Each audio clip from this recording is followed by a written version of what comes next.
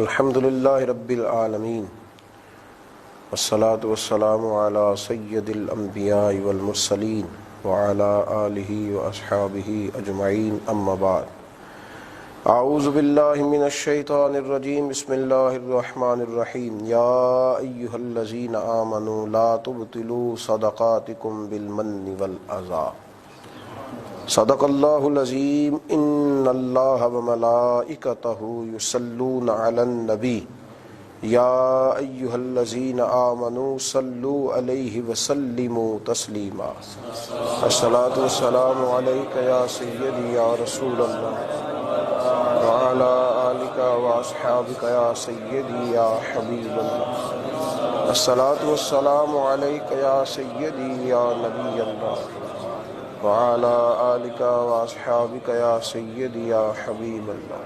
حمد و صلوات کے بعد مومن کی زندگی اور اخلاص آج کی گفتگو کا عنوان ہے۔ مومن کی زندگی میں اخلاص کا بہت بڑا دخل ہے۔ انسان خود ہر چیز میں، ہر معاملے میں خالص چیزوں کو ترجیح دیتا ہے۔ اس کا یہ خیال ہوتا ہے کہ دودھ سے لے کر کھانے تک ہر چیز مجھے خالص ہی ملے، کسی چیز میں کوئی ملاوٹ نہ ہو، کوئی دھوکہ نہ ہو، کوئی فریب نہ ہو، کوئی کسی اور چیز کی آمیزش نہ ہو۔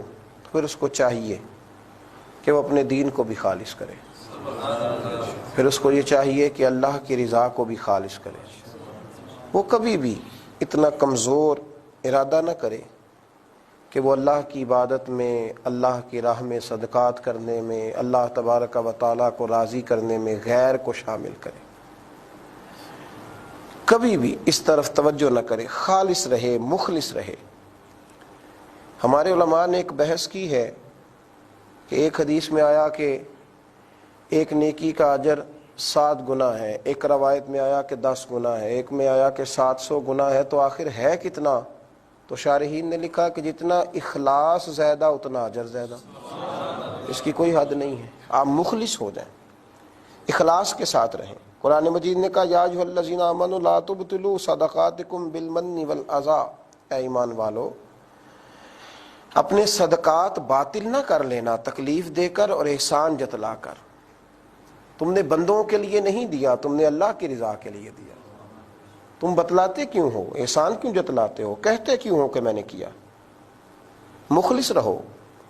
ریاکاری، بناوٹ، تصنع، نبی کریم علیہ الصلوۃ والسلام نے ارشاد فرمایا کہ قیامت کے دن اللہ تبارک و تعالی ریاکاروں سے فرمائے گا، دکھلاوا کرنے والوں سے فرمائے گا کہ جاؤ انہی سے جا کے اجر لو جن کے دکھانے کے لیے تم اعمال کیا کرتے تھے، میرے لیے تھوڑی کرتے تھے۔ جن کو دکھانے کے لیے، دکھاوا کرنے کے لیے تم نے اعمال کیے، ان سے جا کے اجر مانگو، میں تو انہیں اجر دوں گا جنہوں نے خالص میری رضا کے لیے اعمال کیے۔ یہاں ہر بات میں دکھاوا ہے، اور جب سے یہ سوشل میڈیا کی کچھ چیزیں عام ہوئی ہیں، صدقہ بھی دکھاوا، نماز بھی دکھاوا، اللہ اکبر۔ اس قوم کا کیا بنے گا جو اپنے حج کو بھی دکھائے گی، اپنے عمرے کو بھی دکھائے گی، اور جو بیت اللہ شریف کی طرف پشت کر کے تصویریں بنائے گی، اور جو مواجہ اقدس پر کھڑے ہو کے رسول رحمت علیہ السلام کی بارگاہ ناز میں کھڑے ہو کے مواجہ شریف کی جانب گویا پشت کر کے تصویر بنائے گی۔ اس سے زیادہ بھی دکھاوا ہوگا، ریاکاری ہوگی، تصنع ہوگا، بناوٹ ہوگی۔ ہمارے بزرگ جب حج عمرے کے لیے جاتے تھے تو کئی دفعہ بتایا ہی نہیں کرتے تھے، کہتے تھے ایک پاک اور پاکیزہ سفر کے لیے جا رہا ہوں، میرے لیے دعا کرنا۔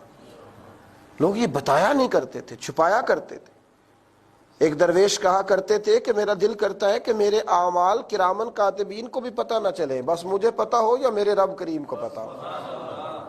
اخلاص ایک حسن ہے، اخلاص ایک معیار ہے۔ آپ بندوں کے ساتھ جب بھی کوئی کام کریں گے اس میں اللہ کی رضا کو پیش نظر رکھیں گے۔ مومن کی زندگی کا حسن ہے اخلاص، اخلاص والا عمل، خلوص والا عمل، ریاکاری والا عمل۔ امام غزالی رحمۃ اللہ تعالی علیہ فرمایا کرتے تھے کہ اگر کسی بادشاہ کو پتہ چل جائے کہ یہ جو آدمی میرے ساتھ پہرے دار ہے، کسی ذرا دیکھیے بزرگوں کے سمجھانے کا انداز، فرمانے لگے اگر بادشاہ کو پتہ چل جائے کہ یہ جس آدمی کو میں کئی سالوں سے تنخواہ دے رہا ہوں اور اپنا وفادار سمجھ کر کے دے رہا ہوں، یہ میرا گارڈ بنا ہوا ہے، پہرے دار بنا ہوا ہے اور رکھوالی کرنے والا بنا ہوا ہے، اور میں اس کو کئی سالوں سے تنخواہ دے رہا ہوں، کئی انعام اکرام دیے ہیں، لیکن بادشاہ کو پتہ چلا کہ یہ میرے لیے نہیں آتا تھا، اس کی تو کسی کنیز پر نظر ہے، یہ جو یہ کہتا تھا کہ حضرت آپ فکر نہ کریں میں رات کو بھی ڈیوٹی کروں گا، تو یہ میرے لیے نہیں آتا تھا۔ اگر اسے پتہ چل جائے کہ اس کی تو نظر کنیز پر ہے، تو امام صاحب فرماتے تھے بتاؤ وہ بادشاہ کیا سزا دے گا؟ وہ تو انعام و اکرام کی بارشیں کرتا رہا، بڑا کچھ دیتا رہا۔ تو لوگوں نے امام غزالی سے جب یہ لفظ سنے تو کہنے لگے حضور وہ تو گردن اڑا دے گا، وہ تو اتنا ناراض ہوگا کہ شاید وجود کاٹ دے۔ تو آپ فرمانے لگے اسے تو کبھی جا کے پتہ چلے گا نا، تو رب کریم کو تو روز پتہ ہے، روز پتہ ہے۔ پھر یہ سوال روز اٹھتا ہے کہ نماز میں دل نہیں لگتا، یہ بتائیے خالص ہیں آپ؟ عبادت میں دل نہیں لگتا، مخلص ہیں آپ؟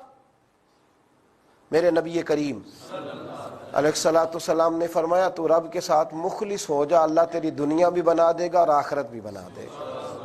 تو اخلاص والا معاملہ کر۔ یہ رکاوٹیں ساری تب پیدا ہوتی ہیں جب ریاکاریاں آتی ہیں، جب تصنع آتی ہے، جب بناوٹ آتی ہے۔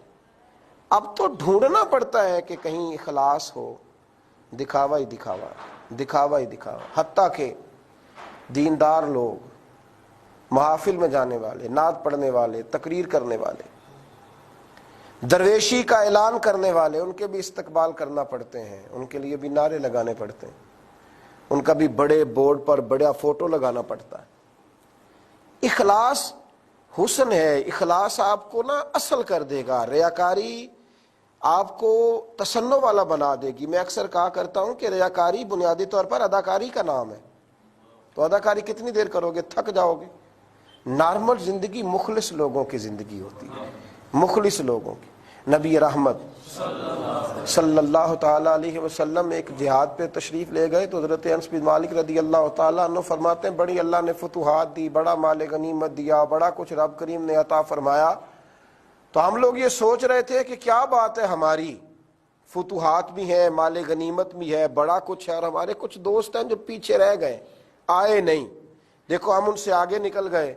فرماتے ایک مقام پر رک کر نبی پاک علیہ السلام نے فرمایا تم اس جہاد میں اکیلے نہیں ہو، تمہارے کچھ اور بھائی بھی شامل ہیں۔ یا رسول اللہ صلی اللہ علیہ وسلم کون سے؟ فرمایا وہ جو آنا چاہتے تھے، تیار تھے، ارادے تھے،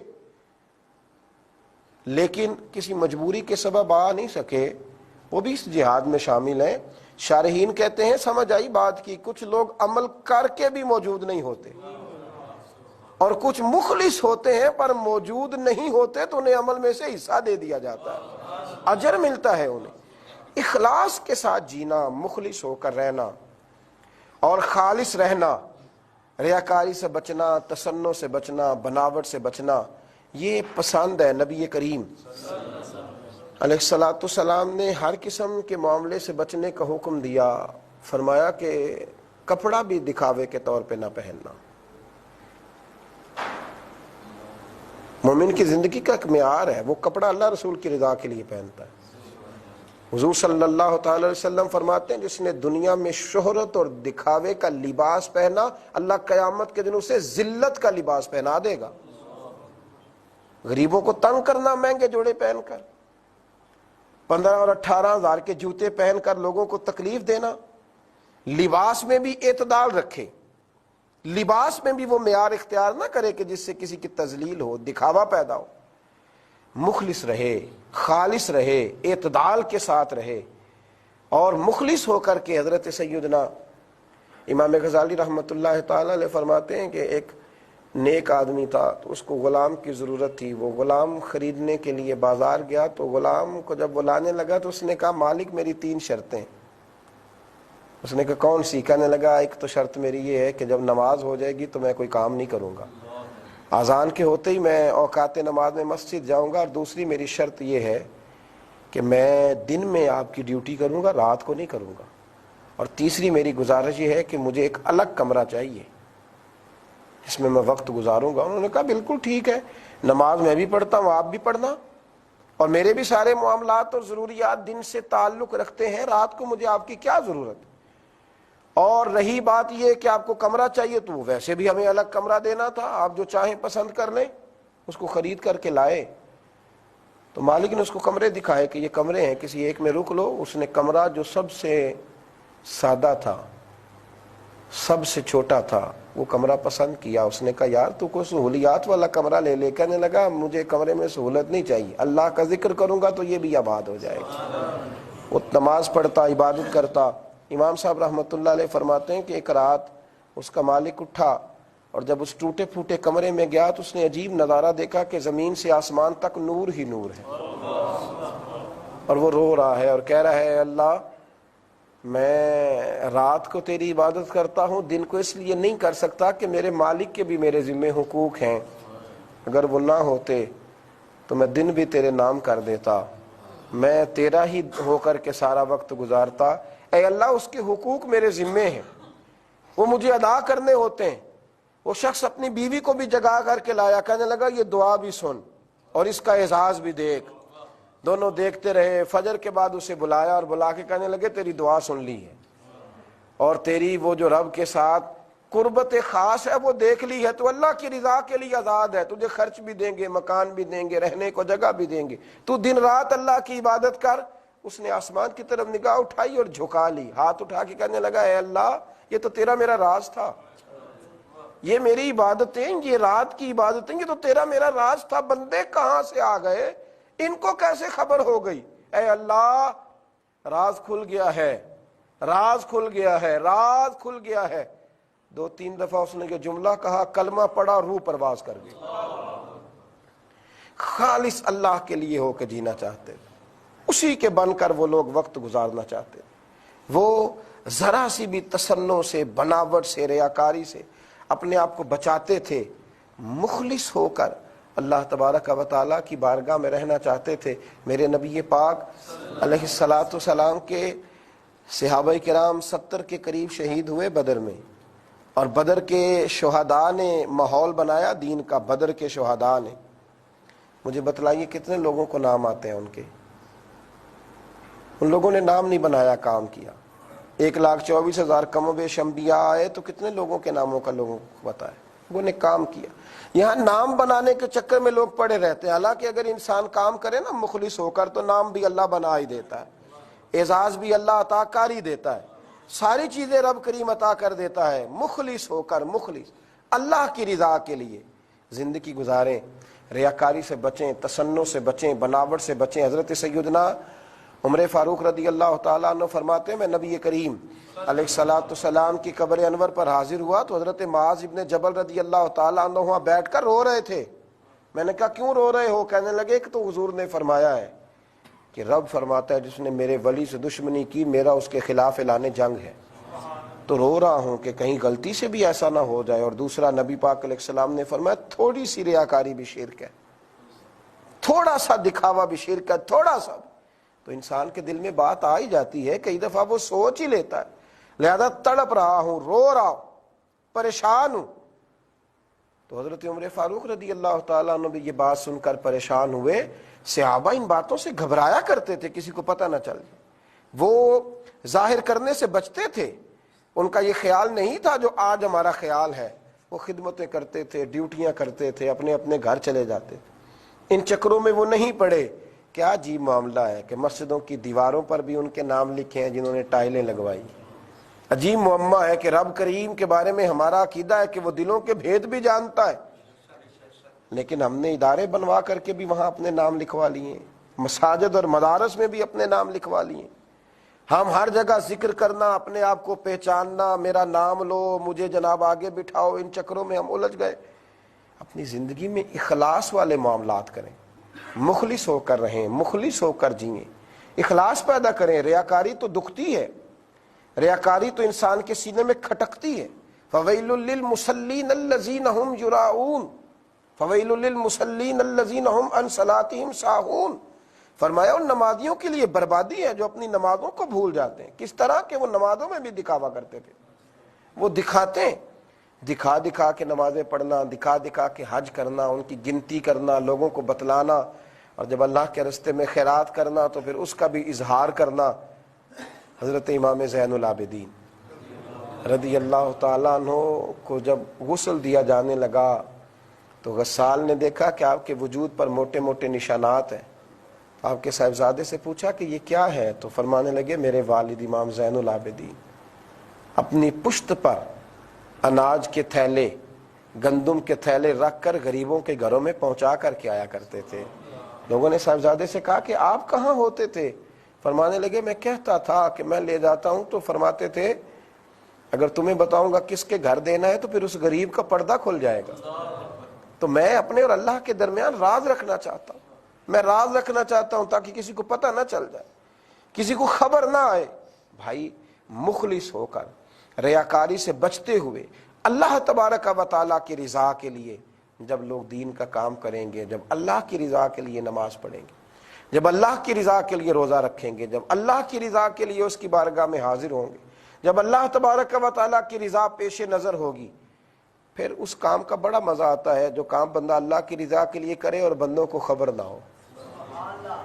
سب سے زیادہ سکون وہ نیکی دیتی ہے جو نیکی چھپ جاتی ہے۔ جس نیکی کا اظہار ہو جاتا ہے، جس کی خبر ہو جاتی ہے، جس کا پتہ چل جاتا ہے، وہ نیکی لذت نہیں دیتی۔ اگر آپ سرور لینا چاہتے ہیں، حضرت عمر فاروق رضی اللہ تعالیٰ عنہ گزر رہے تھے تو ایک شخص گلی میں بیٹھ کے رو رہا تھا اور رو رو کے دعائیں مانگ رہا تھا اللہ تعالیٰ سے۔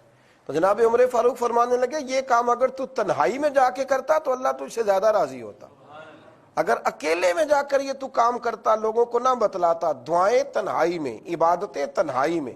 اور ترمذی شریف میں حدیث ہے، نبی کریم علیہ الصلوۃ والسلام نے فرمایا دنیا داروں کے سامنے جا کے رویا نہ کرو، اپنے دکھڑے نہ بیان کیا کرو، دکھلاوے نہ کیا کرو، غربتوں کے، غربتوں بھی نہ دکھاؤ، غربتیں بھی نہ دکھاؤ۔ کیا کریں؟ فرمایا جب بھی بات کرنی ہو اپنے رب کی بارگاہ میں کرو، دعائیں کیا کرو۔ جب رات کو اللہ کی بارگاہ میں دعائیں کرو گے، دیر سے یا جلدی اللہ تمہیں لوگوں سے بے نیاز کر کے دنیا بھی سنوار دے گا اور آخرت بھی سنوار دے گا۔ مخلص بن کے جئیں، اخلاص والے زندگی گزاریں۔ اللہ تعالیٰ سمجھنے کی توفیق عطا فرمائے۔ آخر دعوانا الحمدللہ۔